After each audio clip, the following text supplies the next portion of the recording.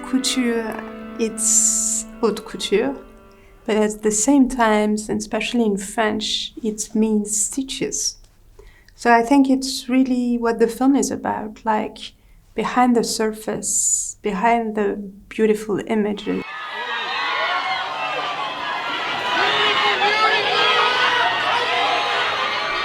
Well, who are the people? What is the real life of those women? It's really a film about its moments in the life of women. I really sewed together the destiny of those 3 women. I mean, there are 4, and there are many other women within the movie.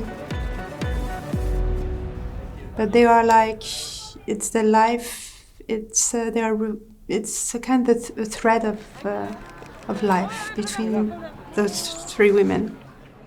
Moi, j'ai pensé à Robert Altman quand j'ai lu le film pour cette espèce de plusieurs, comme ça, comment on appelle ça, variations avec plusieurs personnages qui s'entremêlent comme ça. Mais on n'a pas trop parlé de cinéma avec Alice parce que le film était tellement personnel qu'on a plutôt parlé d'elle et de son expérience de femme et tout ça. Et ça, c'était plutôt ça qui m'a guidé dans le film, c'est la grande délicatesse de Alice. Et son émotion quand elle faisait le film qui nous portait. Avec Angelina aussi, on était très touchés par la manière dont Alice faisait le film. I thought the world of fashion has been only observed from a male point of view or through the eyes of an artistic director who is mostly man, sometimes a woman for Chanel, but I was more interested in what is backstage and all the women you never see, that they're not in the picture, like seamstresses, makeup designer, fit models, I mean all those working heroes of the fashion week. C'est comme si, vous savez, Alice, elle est un metteur en scène qui à la fois met en scène mais qui a peur de changer le réel, au sens où elle veut que le réel soit très comme une chose de documentaire. Elle veut arriver à capter le réel et pas trop essayer de le modifier et que ça devienne une chose trop artificielle. It comes from an intimate thing, as all my films come from very intimate places that I project in distant and unknown worlds. And in fact, this world of fashion, I didn't know it. For me, it was like the space world of Proxima. And I did really the same as I did for Proxima. I did a lot of research. Like I spent a lot of time backstage of the shows from 1.5 years, meeting women and asking about their lives. But the starting point to me was intimate, as I have an intimate relationship with this illness. Le scénario, évidemment, c'est important, mais c'était plutôt le café que j'ai pris avec Alice.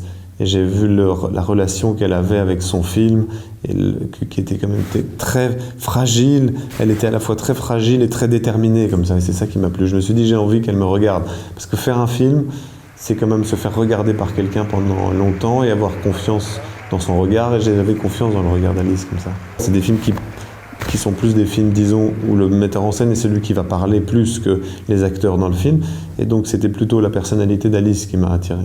Et d'Angelina aussi, j'étais très curieux de rencontrer Angelina quand j'ai commencé le tournage. And so it was having this intimate story in the madness, the frenzy, to have this character of Maxine Walker who was confronted to her mortality in the glitter and the frenzy of the fashion week.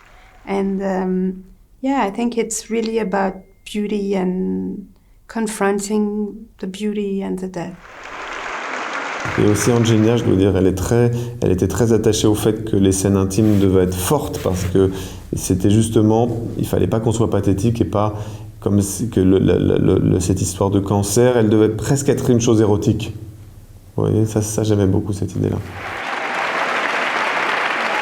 It actually was a kind of very exhilarating experience. It was something very fun and we connected to each other. I mean, I'm used to work on traumas and it's really all of my films deals with intimacy, but also traumas. And I think Angelina was really the person who could embody this, as she has a connection to the story, as her mother and her grandmother died from the disease, and she herself underwent a double mastectomy to escape the family fates.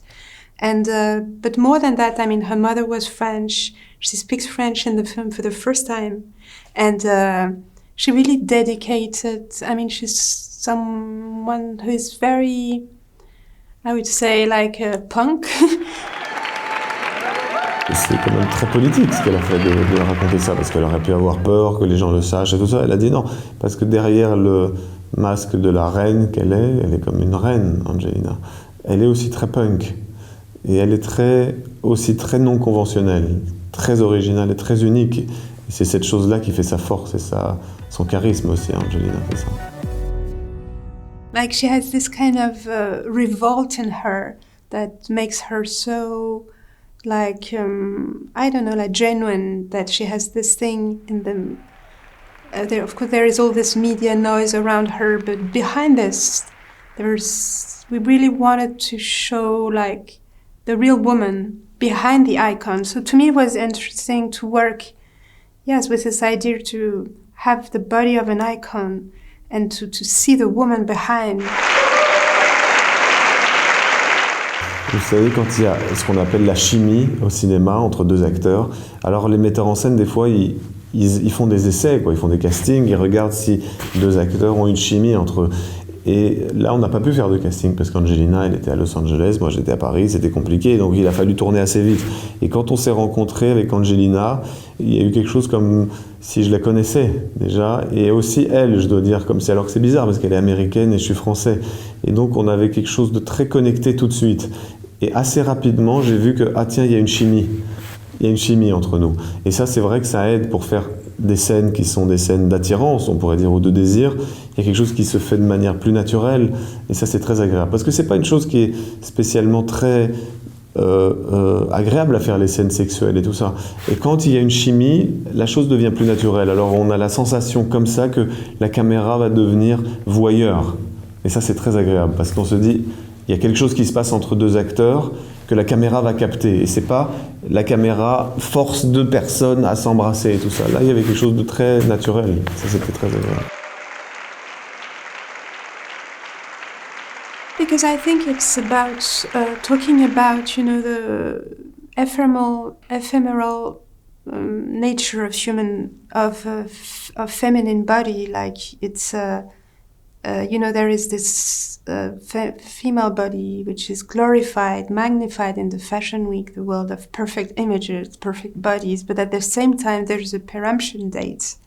And we see all of those characters of women in her 20s, Ada, the model, Angèle in her 30s, Angelina, 50, and we see Aurore Clément, 70. I mean, to me, they are all the same women, fragments of the same women. I mean, there are parts of me, like, and I think it's something like very, all of them that deal with the question of the vulnerability of their body, but also it's a kind of, it talks also about the dispossession of your body. You know, when you're sick, your body is traced, marked, pinned. Your body is not your body anymore. There is this thing of taking back the power on your body. And to me, the apocalypse in the end and the storm, it's a turning point in the life of those women. They have different stories, of course, but it's all hard times and moments of change, and in the end, it's really they're at the dawn of a new life. It's a kind of revolution. I came to this idea of horror, of course, as you say, as the film deals with beauty and death. I think it's really something that is major to a horror movie as well, and to make those two aspects. And also, I thought on a more I thought Angelina, we could really believe she was a horror movie director, as she has this kind of rebel, even if she's part of the Hollywood system, she's different, and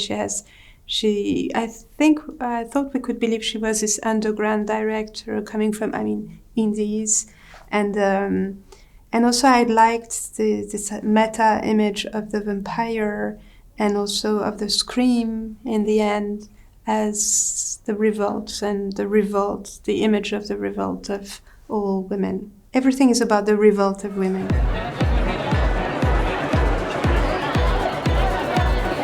To me, the character of Angel, who becomes the narrator of the film, to me is very important on that level as she's hiding the wounds. So to me, she was really the angel of the story. And as the director says at the beginning of the show, he says, yes, she can scream, but not too much blood.